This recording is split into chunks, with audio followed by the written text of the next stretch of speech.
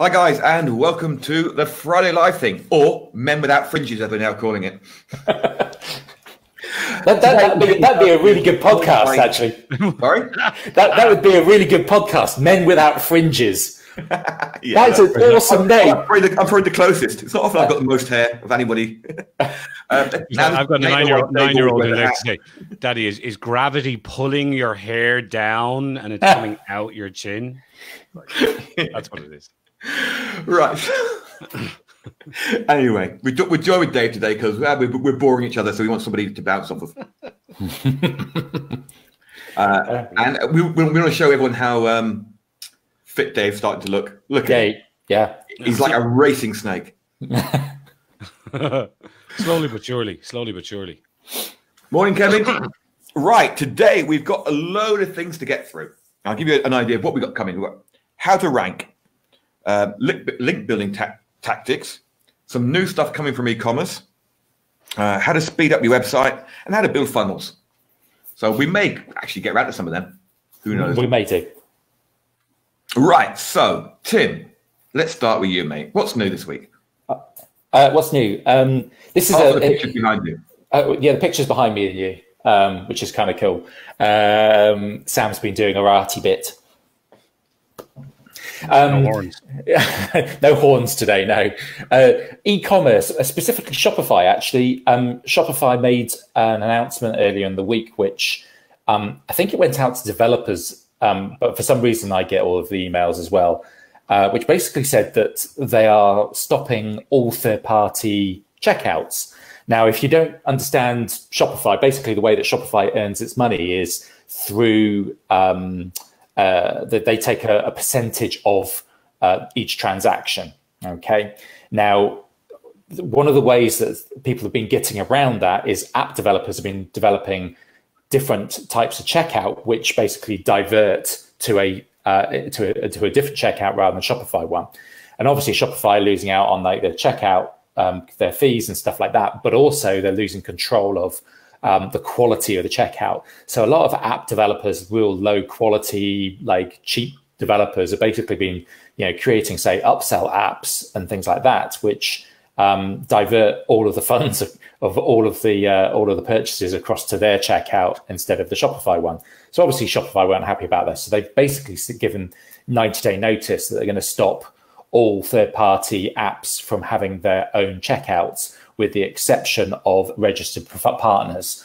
So if you're using Zipify one-click upsell, or if you're using Bold one-click upsell, or if you're using Recharge, you are okay because they are registered partners. They're big companies, big development firms who are creating high-quality checkout experiences, which Shopify has approved.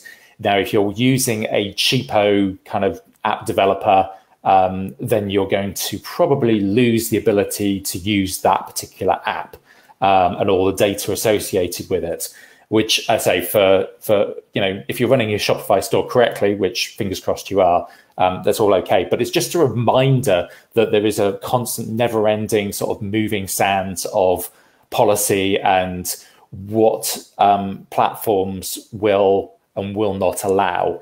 And it pays certainly to work with registered partners of Shopify, and you should be okay. If you try and go on the cheap with, say, a Warrior Forum plugin or app or anything like that, you're probably going to get slapped at some point. So that's kind of the message of the whole story behind that. The bottom line of all this is companies are in business to make money.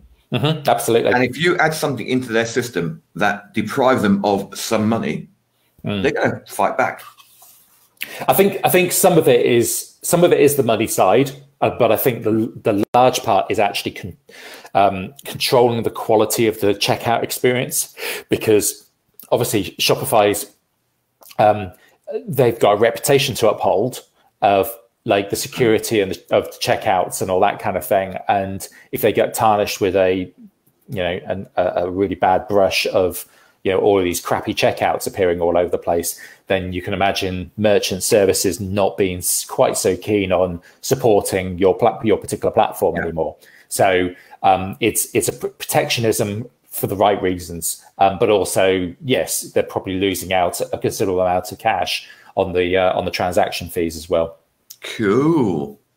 So, I mean, transaction fees are recurring income. Yeah, absolutely. But obviously, they take a percentage. They take a regular fee from us anyway. I'm paying the full Shopify fees basically, so I don't pay Shopify directly for any transaction fees, but they will be getting a percentage from Stripe using their Shopify payments platform. So they're getting the money somehow.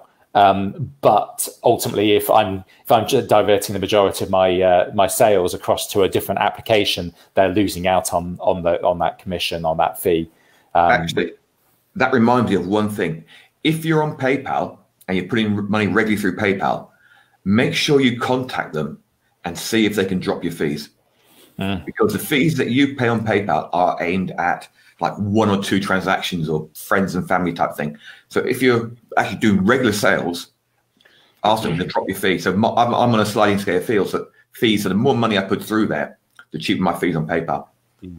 Which is it used to be the case. Most of it through Stripe now, but hey. Yeah, it used to be the case that PayPal would automatically move you onto a different pay scale or percentage scale, but now you have to apply. So if you've created a new PayPal account recently, it's likely, if you haven't requested to be put onto their sliding scale, you're still on 3.4%. And you could be saving at least 0.5% if I think it's over $2,500 a month. I think it works out at. Then you move on to the next level, the 2.9, and then the 2.4, and so on and so forth. Yeah, 2.2, 1.9, I think, isn't it? Yeah, I know. Yeah, but you could be saving yourself a reasonable amount of money. We're talking especially if you're taking 10 grand or more a month through PayPal. It's worthwhile checking, as I've done recently, because somebody else mentioned it to me and said, "Oh, you might want to check your PayPal," and I was like, for the fees, and so I double checked and I was okay because I requested access to this like years ago. So, but for new accounts, that's what you really need to look out for. Cool. Right, so that's e-commerce and PayPal out the way. Morning, Mark. How you doing, mate? I'm not talking to myself. I'm talking to that Mark. That's your affirmations done for the day. Yeah. Dave, building funnels. Yeah. Right. We had a discussion in the SMO group this week, didn't we? And also speeding up your site. Yeah, I recommend you buy ClickFunnels. Fuck off. He's joking. Actually, yeah. Before we go any further on this, I actually posted a thing during the week, which was somebody saying, hey, we're losing half our clicks, our paid clicks, between Facebook and ClickFunnels. And someone said, what are you doing on ClickFunnels? Because you're going to lose half your clicks because it's so slow. You can't speed it up. So the two of them are you talk about e-commerce, funnels, and speed of site. I mean, the whole lot fits together. You can't win a Formula One Grand Prix race because you've got amazing tires and the engine is shit. It's like you have to look at it, and you buy any of the big marketing gurus and they'll talk about something called the buyer's journey, and that is key to all of this. Now, 99% of it is all nonsense, right? It's all hippie bullshit.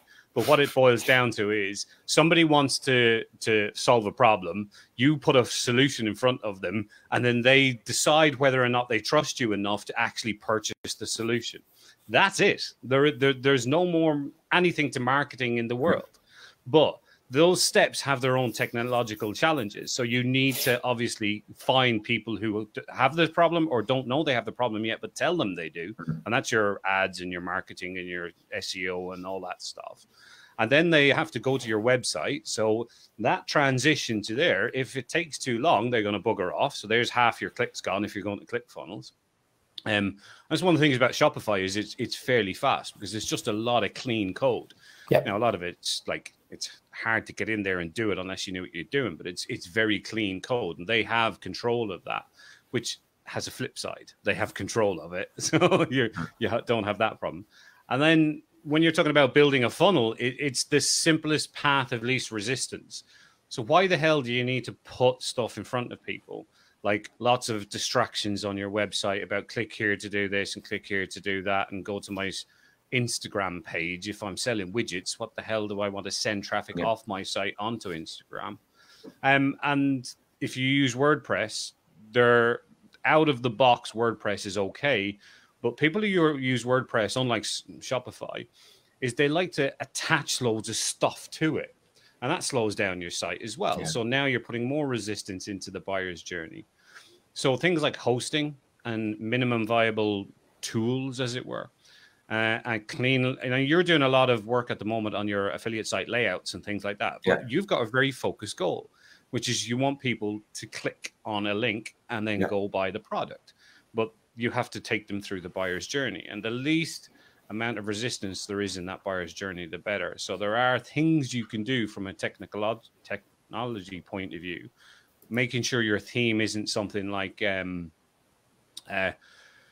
X theme or even Divi these days, themes that are just bloated. Classic would be themeforest.net. I don't know if people have ever been on there. If you go on there, you can buy one of 100,000 themes for sale, $50, $70. And the biggest selling ones are things like, the biggest selling ones are things like Aveda theme and X theme. And they're basically, let's give everybody everything in one go. Yeah. Well, if you're just blogging, creating content and asking people to purchase a product or asking people to click on a link to buy an affiliate product, then you don't need 17 different homepage designs. You don't need 20 different content. Keep it very, very simple, and that's the basics of it. Is when it comes down to product, funnel, and then speed. It's all connected to that buyer's journey. Yeah, I mean the thing is, I've always said from day one, there's nothing magical about a funnel. A funnel is just a series of pages linked together by a hyperlink. There's nothing more to it. And if you start to think of it like that, you start to see why. Yes, I know ClickFunnels is easy to set up, supposedly, but nobody needs it. Nobody needs to spend $97 a month or $297 a month if you go fall for their email scam. So you don't need to spend $97 a month to set up a landing page, a checkout, and a thank you page. And it's WordPress Beaver Builder do all that for you. Yeah. I mean, but Annie, like 2019 was it 2019 theme? I saw a site on a 2019 free WordPress theme. It looks really good. Really good. And I recommend GeneratePress as a free theme. Now, I use Beaver Builder theme because I'm bought into the Beaver Builder ecosystem. But the least bloated are, you can get themes that are... No, actually, Tim's least bloated. Because he takes lean greens every day. Yeah, there's... He's a fantastic pooper. We've got that dog in again. He's got to get rid of him. Oh, brilliant. The least bloated is, honestly, if you're talking about a WordPress theme that does content, so blog posts, whatever, and you can put in, there you go. You got to pay me in, Dave. That's product placement. Just amazing. I was thinking exactly that. Oh, man. I was at the gym this morning, and they have a big machine in there with Pepsi all over it. I know, but it's a Pepsi machine, but inside it's just Lucozade and water and stuff. So what do you want to buy that cheap shit for, man? Yeah, it's cheap. Don't you know anyone in the supplement business who can do you a good deal on some real quality stuff? I don't know. I hear the guys from Juice Plus are quite good. Or what's that really bad thing that Paul hates? It sets him off on a ramp. Oh, Herbalife. Herbalife, yeah. You can tell I've built a site or two for fitness guys. Kevin, Elementor is fine. I mean, again, what we're talking about is two different things here. You're talking about a theme is actually the back end WordPress itself. what Elementor and Beaver Builder are plugins that allow you to create layouts and things like that within the content area. If you want to go funky and sort of create things like headers and footers that are, don't forget my theme, Craig. Oh, you don't forget my theme. What theme are your theme? What is your theme? I don't know. I just thought you went fishing all the time. But I mean, recommended theme is GeneratePress. It is very light, and the guy who actually builds it is not a one-man show anymore. And the premium version, where you can add in a few bits, is like $60 a year. It's nothing. Kevin Astor's grand. I know Sujay and his team at Brainstorm Force that actually build it. I know all the guys behind that product, and I use some of their products, which is UABB, Ultimate Add-on for Beaver Builder. Our first emoji post. Yay! After 6 months, someone's finally using emoji. But the reason I recommend GeneratePress versus Astra has a few little things that can go wrong and have gone wrong. It's grand. So GeneratePress, AstraStream, both have free versions in the repo you can download. Beaver Builder and Elementor both have free plugin versions that you can download from the repo. So you can get up and running for nothing, like WordPress free. But the premium versions have extra stuff. And why I'm a Beaver Builder guy and not an Elementor guy is two reasons, basically. One is Elementor have continuously added more and more stuff. So they're heading down that road of bloat. Secondly, when you add on new stuff, it has to be compatible with the stuff that's gone before it, or else stuff happens. And thirdly, they're not GPL. GPL is the licensing system that is used. That means that you, me, anybody can go and take WordPress's core and make our own products, do what we want with it. It's free. Now, when you buy a premium plugin, a WordPress plugin, it's not actually what you're paying for. You're paying for support and the intellectual property rights of the logo and all that kind of stuff. So really what you're paying for is support, because the actual code that comes with any plugin you buy is free. So you can actually copy that yourself and sell it, right? But you're not allowed to sell their logo and their layouts and all their bits. That's intellectual property. So Elementor is actually had over $1 million of VC investment, and part of their deal was that they don't allow GPL in their pro version. So their public version, the free version that's on the repo, is GPL, general purpose licensing agreement or whatever. And that's the way WordPress is built, on this sort of free system. But Elementor Pro isn't, and that's all to do with money. So I'm not a big fan of Elementor in that sense. But does it do something good and way better than things like Divi and WP Baker and Visual Composer, which are all just heavy, bloated plugins that break stuff, And we're talking about speed here as well. So, quick question for you about the whole Beaver Builder thing. Because I use GeneratePress, and I got the premium version of it, which I really, really like, because they've got some nice themes that you can basically bolt into it. Some of my friends have built some of them. Yeah, they're just really nice, really lightweight and all that kind of stuff. Why would I want to go to, say, use Beaver Builder theme or the Beaver Builder platform? Well, you're talking about Beaver Builder plugin. Yes. Yeah. So what Beaver Builder plugin is made up of is modules. And those modules are things that you can add inside the page. So if we take a WordPress page, you've got your header at the top, you've got your content, which is your blog post and your sidebar, and then your footer. The header and the footer is controlled by the theme. The content page is effectively blank and comes with a basic setup. But what you can do is you can use Beaver Builder or you can use Elementor to design elements. So you can put in countdown timers, you can put in opt-in boxes, you can put in fancy icon things, you can put in layouts for posts that are, have nice borders and shadows and things like this. So you can take something that's quite basic, which is an engine, and you're bolting on the pretty stuff and the functional stuff and make it. Sorry, just to kind of finish that thought. Yeah. So with something like Beaver Builder, the plugin, are you basically, does that have a similar effect in essentially bloating your site? Will it slow things down or not? That's why I use Beaver Builder, because it doesn't. Anything you add onto a WordPress site will, but it's how much. And usually it's about things like, is it pure PHP or does it use JavaScript, or there are other bits of code going in there? What have they done? How have they used the elements? Like one of the first major builder plugin was Visual Composer. So, and a lot of these themes that are bloated include Visual Composer as part of the theme. They've actually used it to build out the layouts. They use a lot of short codes. Now, short codes are basically little things that you put in there, and then you say, right, this is a countdown timer. And then you put your little bits of content in the bits of short code. But that short code has to go and find a piece of script to come back and say, right, show this countdown timer. So when you turn off the plugin or turn off the theme, you're left with all this gobbledygook on your website. You can't do anything with it. Beaver Builder came along and said, we're not going to do that. We're going to actually use proper, good code that if you could 6 months from now say, it's not for me, I'm just going to switch it off. All your content's there. It's fine. They don't use all these heavy bloated methods of showing content to the world. And that was revolutionary, really.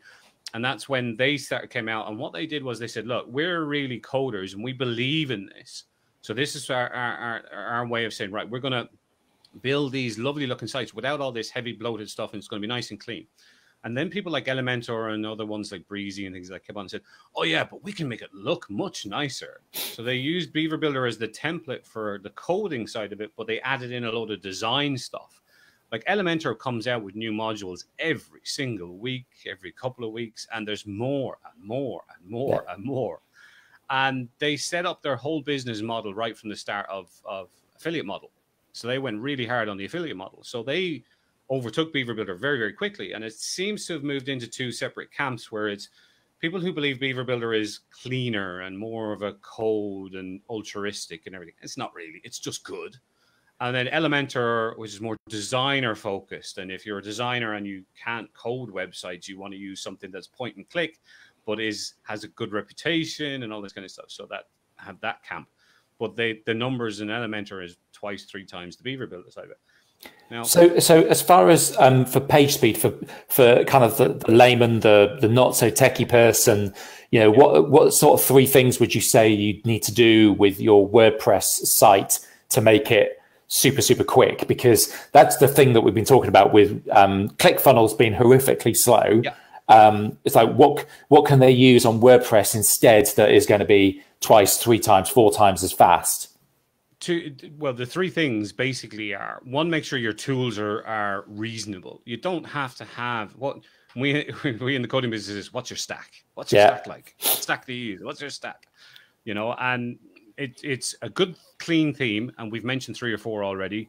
So like I use Beaver Builder, but you're paying a couple of $100 for that, and it's just basic, but that's the point. GeneratePress and Astra theme. So Kevin mentioned Astra, and me and you have mentioned GeneratePress. Yeah. The free versions of those 2 in the repo, start with, play around with, perfectly fine. And a third one I'll mention is Page Builder Framework, it's called. French guy developed that. So those are the 3 freebie versions you can get. Now you can upgrade to the premium ones, cheaply as well. Secondly is your hosting, right? If you put a fabulous site on Bluehost, HostGator, crap like that, and you pay $2 a month for your hosting, forget about it. It's like having a race car and taking it down the lane here with all the potholes. Right? Yeah, I've been down his lane. Steady on there, Mark. Quite literally the worst potholes in the world. We're ridiculously bad now, obviously in the Western world, but it's really, really bad. First world problems. But that's what hosting is. It's improving your hosting will improve your page speed like you won't believe. And that's one of the problems with something like ClickFunnels, where you're on a shared hosting. You've no control over that. So you're relying on Russell Brunson having paid the bill this month and actually having servers that are super duper speedy, or you buy your own server and host it yourself, or you get somebody to host it that knows what they're doing. And I use Cloudways. Now, the downside of Cloudways is they don't do email. So if you build a website, you should be using G Suite or something like that to run your email service. Yeah. And when I say it's not a downside from a coding point of view, it's from a technology point of view. Some people find it difficult to understand. Well, why don't I get email? Because when I go with Bluehost, I get my email on cPanel and I'm grand. Well, that's another problem with speed. But anyway, Cloudways is brilliant, but it's a little bit complicated. So very soon there should be a Cloudways secrets website. Oh, you thief! to go along with my own ConvertBox and Thrivecart websites.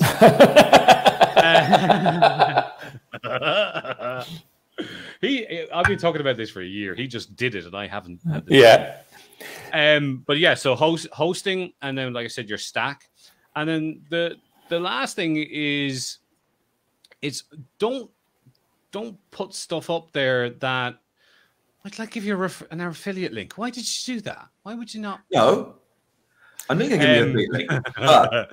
But Kevin asked, what was Dave saying? Cloudways. The final thing is a plugin, a caching plugin. So basically, there are loads of caching plugins. Some of them are shit, and some of them are really, really good. And some of them are basic, and some of them are expensive. And for years, I went with an expensive one called WP Rocket. In fact, he has them on his site. Something more simple, Kevin. Do you mean hosting? No, I think he means hosting. Oh, for Cloudways, it's difficult. I would probably. So I've been using A2 hosting, and that's exactly what I was about to say. It's probably the middle way between going complete nerd and Bluehost. It's the middle ground. I still have an A2 account. It's what I use for some of my clients that. It's just their friends and family type stuff. I'm not really charging them for it. So it sticks on one shared hosting. I've got about 20 websites and it costs me 20 quid a month or something, So, excuse me. And it's because shared hosting is basically a server can have one website on it and be blazingly fast, or a company can say, right, we'll buy a server and we'll sell $5 a month per website and stick 200 websites on there. And not give a monkeys about it. So what will happen is that's Bluehost and HostGator and things like that. The ones that all these sort of affiliate marketing people recommend that you buy, because they get $120 every time someone signs up, because the maths works out for these companies that they can give a huge affiliate income to someone getting a sign up. Like Pat Flynn.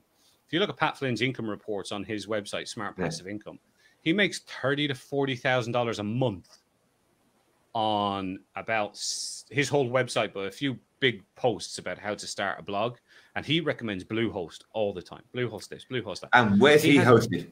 It's not Bluehost. Yeah, exactly. He's got a private server, and he'll tell you, "Oh, but my website gets so much traffic. Oh, Bluehost couldn't cope with me. They can cope with your little website when you start. It's just crap." But A2, funnily enough, I moved off Bluehost when I started to learn all this stuff onto something else, and then onto something else as things got a bit better and services became better. And I went looking at A2, and the CEO did this thing where he sent out, he said, ask me anything, Dave. Ask me anything at all. So I emailed him back, said, are you intending to build this company up and sell it to the people that own Bluehost and HostGator and all these? Because once they buy them, they strip all the assets, they put them in the minimum, they drop everything onto servers, and the support just drops. Because it's all $5 a month type people. And he said, nope, never going to happen. So I went with A2, and I was really, really happy. I just wanted to make improvements with my speed and things like that.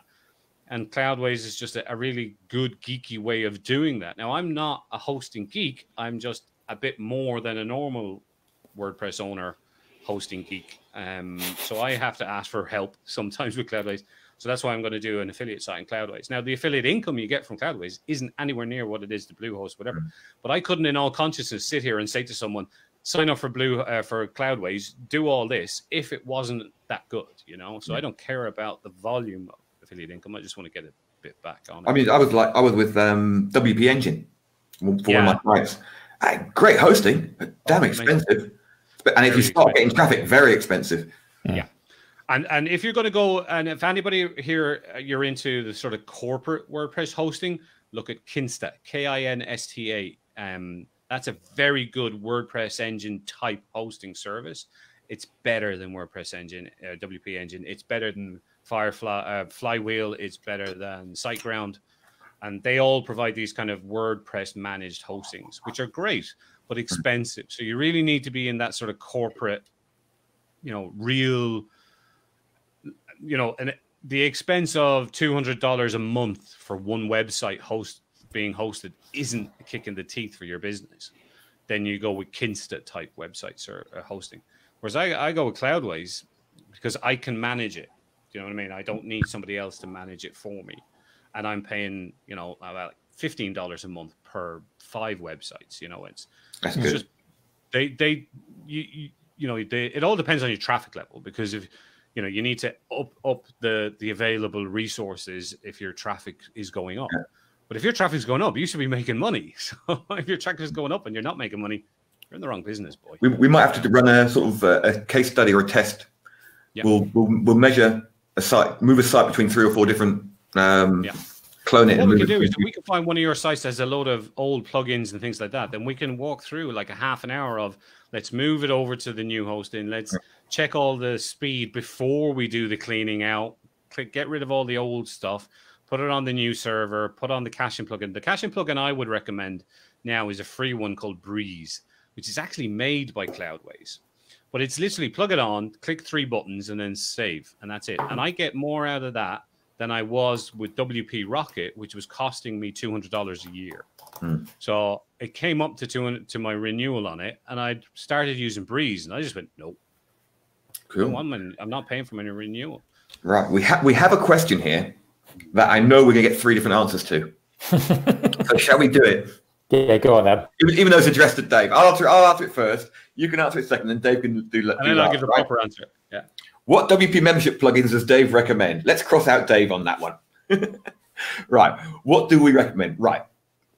I use 2, and it depends on what you're doing. If you have active campaign, then I would recommend, hands down, without a shadow of doubt, Active Member 360, because it plugs straight into Active Campaign and it works off the tags on Active Campaign. So somebody buys something, you assign a tag to them, and that tag then allows them access to your website and the pages that tag allows. Really simple, brilliant, work of genius, and you can have as many sites running on that one account as you want. The limiting factor is Active Campaign accounts. So if you've got 100 membership sites and 1 Active Campaign account, you're golden. The second one I'd say is if you don't have Active Campaign, you can't go far wrong with Wishlist Member. Even now, nothing's changed on it. I know, Dave's Dave's been testing the beta of version 3, and it's pretty much the same as version 1 still. It's the exact same. Once I learned Wishlist Member 8-9 years ago, 10 years ago, and I can still install it now and have it up and running in 5 minutes because nothing's changed. It looks shite compared to everything else, but it works. So that's me. Active Member 360 or Wishlist Member. Tim. It's been a while since Member Mouse. Go Member Mouse. Well, no, it's been a while actually since I've actually created a membership site on a WordPress site, to be honest with you, because I've been using ClickFunnels. But their membership system is appalling. It's basic, but what it does is it allows you to create something. Again, it allows you to build a membership site very quickly without having to get through any of the nerdy shit. I can do that. I can set up a membership site in about half an hour on ClickFunnels. However, if I was to go onto a WordPress one, it would be MemberMouse, mostly because it's a very, very slick system in terms of it's not bloated. It's not like, it's not got a bazillion and one different little gadgets and buttons to pull. You don't have to it's just simple. It's kind of like GeneratePress. It's the equivalent membership site of GeneratePress. It's not bloated at all. It's designed to basically run membership sites for tens of thousands of people on there. Dave. Hang on, you got to answer that one. Fucking with a New Zealand accent. Cash plug it. Breeze. No, it'd be Briz. It'd be Briz, wouldn't it? Briz. Breeze. Breeze. Yeah, Breeze. What a cool breeze. Yeah. Okay. Yeah, I'll agree with everything Mark said.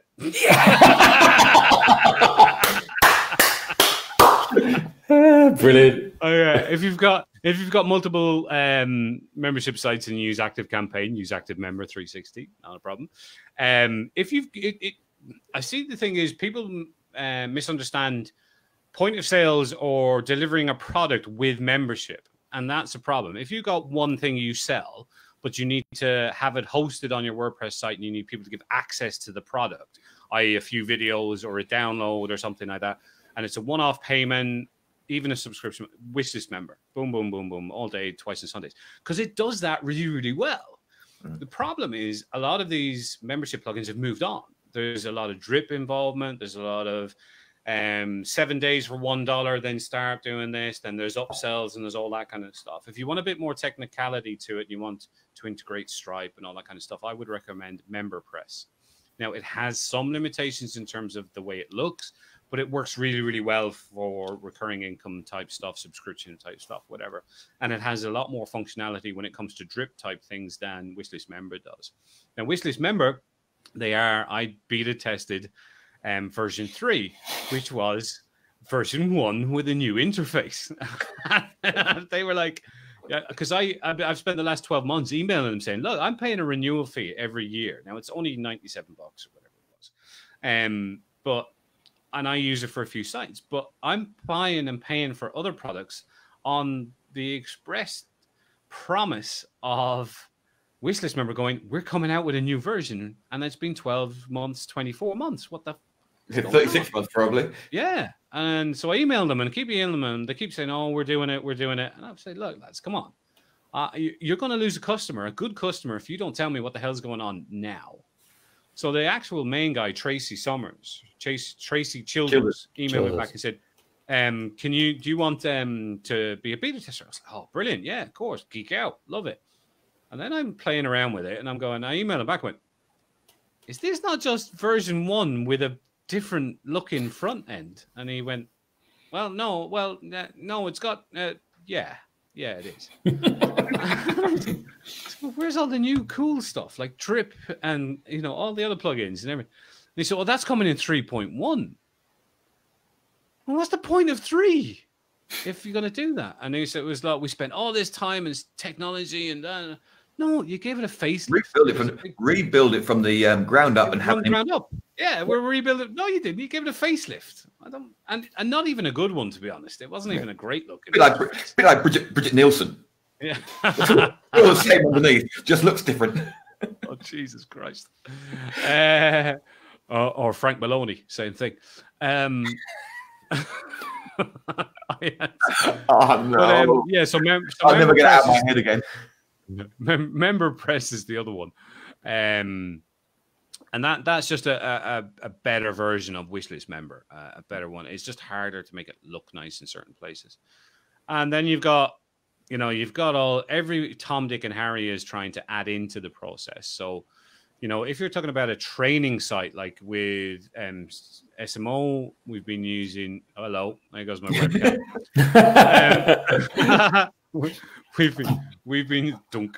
We've been using God, I forgot LearnDash to deliver some content as well. But that's more of like things like click the button to go to the next lesson and all that kind of stuff. To protect your site, you still need a membership plugin, and Wishlist will do that. MemberPress will do that. No problem at all. Cool. Right, we've got a load of questions. Okay, good.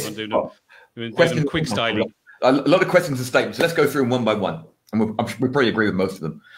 All right, using WP Engine for 2 clients, expensive but fast and secure, though some common plugins are not allowed. Yeah, it's one of the things I didn't like about it. One of the problems is they decide what the plugins are that they don't allow, and you have no influence on that. Whether they have a reputation that is squeaky clean or not, they don't care. Yeah. Cache plugin was Breeze. Yeah. We'll all be testing out from today onwards. Yeah. Just changed from SiteGround as renewal was 4x the first year's fee. Oh. Yeah, that's normal. Yeah. Okay. Thanks, Kevin. How about a group server for pro members? Right. Kevin, have you got any idea what it takes to run a server? It's the hardest thing in the world because some people support for this. Someone then wants PHP 7. Someone wants, can you revert to PHP 5? I have looked at it so many times. I've been really tempted. And Tim, what's it like running servers for customers? Ask Tim about what happened when he was on holiday and his server went down. He didn't know about it. 6.5 days. 6.5 days. His server 200 was on it. 250 websites. Yeah. And none of them were mine. Well, yeah, obviously your customers understood, didn't they? They did actually. And see, I'm going to rant now.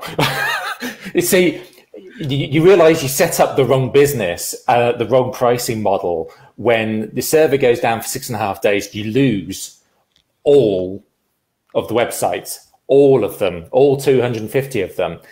And 70% of the customers still want you to run their websites for them. And I was like, shit, I'm not charging enough. So I doubled the price and most of them still wanted to stay. And I was like, no, fuck off. Myself and Dave will have a word about this, but I think it's probably to mean over my dead body. Pretty much. Honestly, it's just so much trouble. Look at Facebook. Even Facebook haven't been able to stay up for the last week. That's billions of dollars worth of income. I'm not playing that game again. Sorry. No. People forget, what was it, 18 months ago, Amazon S3 went down for like 36 hours and like the world ended. Yeah. Actually, that's something else people could look at. Hosting on Amazon. There's a lot of Cloudways is not a hosting company. What it is it's a management company. So they use other people's server networks and then they literally bolt on the tools to run off these things. And one of those that's available is Amazon S3. You can use Google, whatever. I use Vultr. It's a good setup, but you can use DigitalOcean, you can use Google Cloud, you can use Amazon S3. There are loads of servers to choose from, setups, but they're the interface between those companies and your server. So it makes it easier to run your server setup. So you can go to Cloudways and you can buy your own server through Cloudways on Amazon S3, Google Web, whatever. Now you pay a certain amount and you can up and down your volume, up and down the cost that they charge you based on what's going on. Like, I mean, if you're running a server for someone who has, I had a friend of mine who's had a client who was, let's say she's quite well known in the baking world on Channel 4 on a regular basis. And she was launching a new book and they knew that everything was tied into this book and that they had to up and paid something like 4 times as much what they pay for hosting for about a month. And then the traffic died off and they just dropped it down. So you can manage your own servers using Cloudways. Proper nerd. Marketing conference in Newcastle. Really? Why weren't you down there? Right, speaking of marketing conferences. I wonder, actually, that was probably the one. Was that the one last week, Mark? What was it called? Ambition or something like that? And I know the people that ran it. So, we in the free foundation group, members.seriousmarketingsonly.com, we put up a sort of semi-poll for 2 dates, one of which was a bank holiday. Good choice, Tim. Yeah. He changed it from the date my daughter was arriving over here. So we're looking like the date of my wife's birthday for a 2-day event here in Spain. And Dave can't make it, which is unfortunate. So we might have to change the dates again. See, I tried. Let's put it that way. I tried. And it looks like the end of April is looking favourite with a lot of people. Okay. But that's fine. I just won't be able to make it. We can discuss that anyway. So yeah, we might be having something in Marbella. Marbs. I'd love to be there, but I haven't.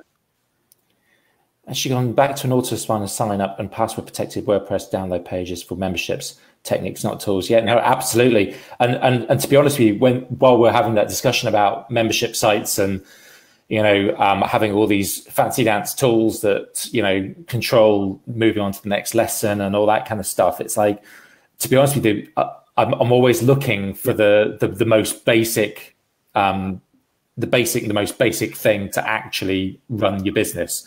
You know, if you can run it through, say, Facebook or a private Facebook group or something like that, and an autoresponder, do that. If you can do it through protected Wistia or Vimeo videos course, do that, because let's say from a technology standpoint and also accessibility standpoint, it becomes a lot easier to control and to manage than having a whole WordPress website built. It's just because people kind of want to have their own website, and it's like, well, no, just deliver the content that they ask for. Yeah, I mean, I did Facebook Live yesterday. I talked about tracking traffic from different, like, Facebook and forums and emails, and the best way of doing it, rather than use software, was to have 4 different pages. Yes. So you can see exactly where the sales are coming from. Yep. Here's a question you won't be able to answer, Dave. Cloudways, or I'd go to Cloudways and have a look. Is Amazon 3 fast and easy to use? You see, the problem is, don't think about Google or think about Amazon as things that you would use. They're just big machines. Yeah. You got to think about how easy is it for you to do what you need to do with those big machines. So that's why I use a service like Cloudways. So rather than me setting up a server on Amazon S3 and putting in all the software and managing it and running it like somebody we know who, you know, does for himself, I ain't got the time or the inclination to be doing all that crap. Like, I mean, I actually want to go to bed, you know, and sleep at some point during the day. So I don't really want to mess around. So I use Cloudways. I will go to Cloudways and say, right, I've decided I want to use an Amazon S3 server, but I don't want to have to set it up, look after it, take care of it, make sure it's up, down, working, the whole lot. So I'm going to pay you, if I go to Amazon S3 and I want a 1 gig server and it's going to cost me $12 a month, I'm going to pay you $14 a month because I want all that crap looked after for $2 a month. Don't care. It's grand. Happy. How do you do like stuff there, like cPanel? Obviously, you don't have access to cPanel. No. So how do you install your software? And well, what software are you talking about? Like I know WordPress and all that crap. Yeah, you get WordPress as part of the option. It's a PHP system, so anything that's PHP, you can install your own PHP application, or you can install WordPress. So when you set up a website inside your server, you go in and say, right, add an application, a website. And then it gives you a drop down that says, right, do you want to do a PHP application or our setup for WordPress or a blank WordPress setup? And I go blank. So, right, give it a name, right? Dave's new website. Brilliant. Click install.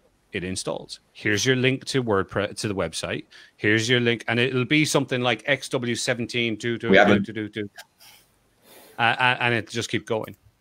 And then you just then go back to your domain people and say, right, this domain, point over here to Cloudways. And now it's all set up. So I've got my domain listed out, and I just use an email thing like Mailgun to tell WordPress, any of the WordPress emails, send them over here to my other email, and that's free. So job done. So now each server I can put on as many applications as I want. But what we found is 8 to 10 average WordPress sites per server on the minimum settings for the server. $14 a month, $15 a month.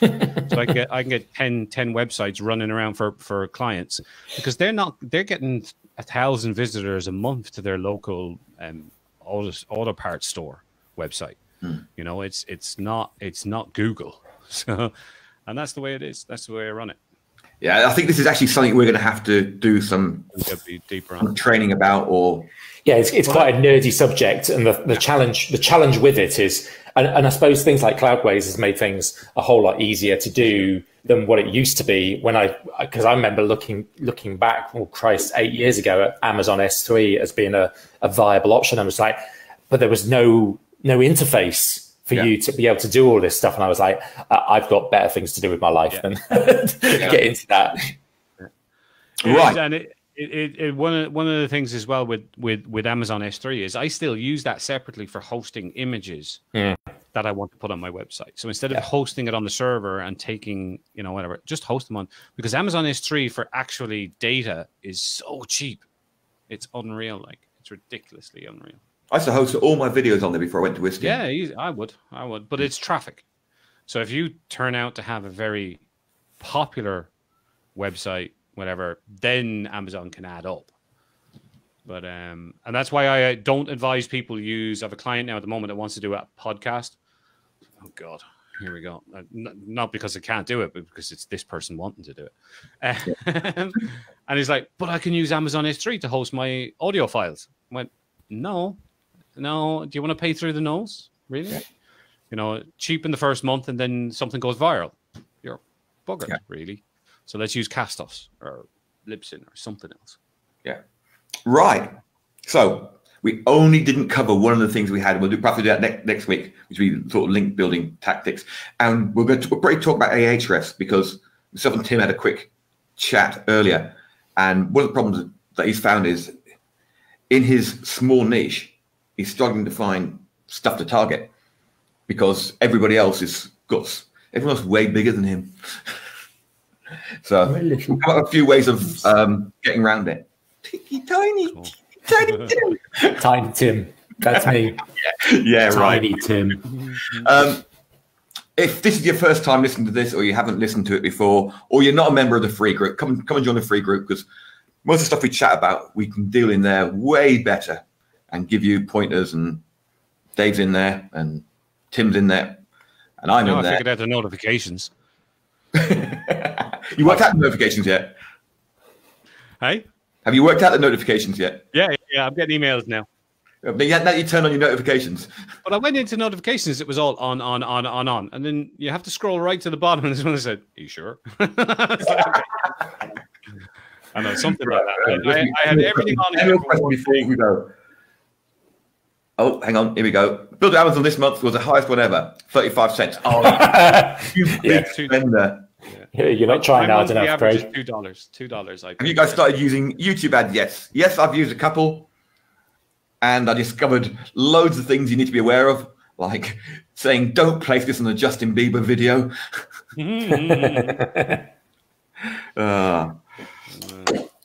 I'll let you all finish, knowing I'm on a bit of a laugh today. So this morning I got up and I could hear the cistern running and running and running. And I'm going to have to fix that. So I spent half an hour in pants trying to fix the cistern. Then I realized it was the tap on the bidet next to it was running very slowly. I'm not made for this world. Bidet. I'll stick to marketing and hire people to do the plumbing, or turn the tap off, as the case happened to be. Right. Any more questions? I don't think there is any more questions. I think that's everything for today. I hope you enjoyed that. We've covered lots of things, and apart from the stuff we were going to cover. Right, I'm off out because it's Alison's birthday. Happy birthday, Alison. Happy birthday, Alison. We're going to eat very posh Chinese for lunch. In Port de Manus. Nice. Chempy duck. Is it duck in hoisin and honey? Beautiful. I love her birthday. I get to be. Oh, such a romantic. I know. Right, guys. Thanks a lot. Thanks, Dave. Thanks, Dave. You bring an extra dimension to this. That's a polite way of putting it. That's the third dimension. On your blocks below, and behind you. Yeah, what about them? The date's right. Yeah. Do you do it every day? No. Did it today, though. When you've got a kid with ADHD and autism, things actually get right once in a while. Right, guys, that's it. We've got to go. We're almost an hour into this. Thanks a lot. Have a great weekend, and see you on Monday. Bye. So